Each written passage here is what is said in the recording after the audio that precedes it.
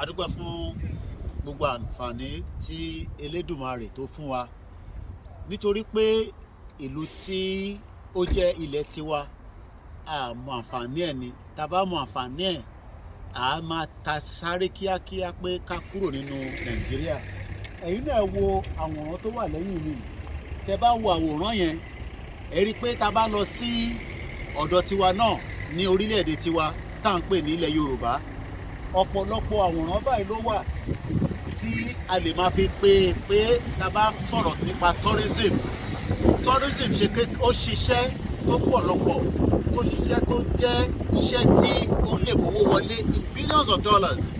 But when you look at the view, this is the reason why people travel around the world, so that they can be able to tell you exactly why international community go around different places to explore and to bring back those messages. Message tí mo fẹ́ mú wá fún àǹfààní ẹ̀yin tí ẹ jẹ́ ọmọ káàárọ̀ oòjíire ní àárọ̀ yìí ni pé tẹ́yin náà bá ń wo àwòrán tí ẹ wò yẹn, mo fẹ́ kẹ́ bá mi zoom ẹ̀ díẹ̀ sí kí wọ́n lè rí gbogbo àwòrán yẹn. Ẹ rí i pé ó dàbí òkè. Ọ̀pọ̀lọpọ̀ èèyàn wá from different parts of the world just to come and look at this view. Now ẹni tó bá wá ń bọ̀ kó tó dé orí òkè yẹn, á ra tíkẹ́ẹ̀tì, á ra oúnjẹ, á dé sọ́tẹ́ẹ̀lì, gbogbo kìíní yẹn ò lè ṣẹlẹ̀ o.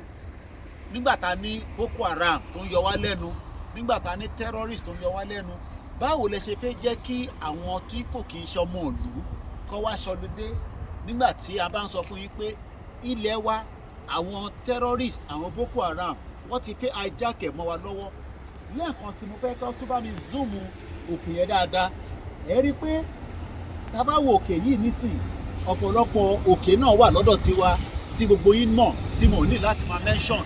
But one thing is, until those of us at home wake up to say enough is enough, and we can do the best by continue to enlighten those at home that we want to bring this kind of opportunity, but it can never be done with investors running away from Nigeria because of the insecurity.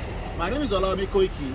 The platform remains the same. It is Koiki Media, bringing the world closer to your doorstep as we continue to take you around the world just to highlight and show you some of the reasons why we say we do not want to be part of Nigeria anymore, and we are better off to stand on our own as an independent nation. Self-determination is not a crime.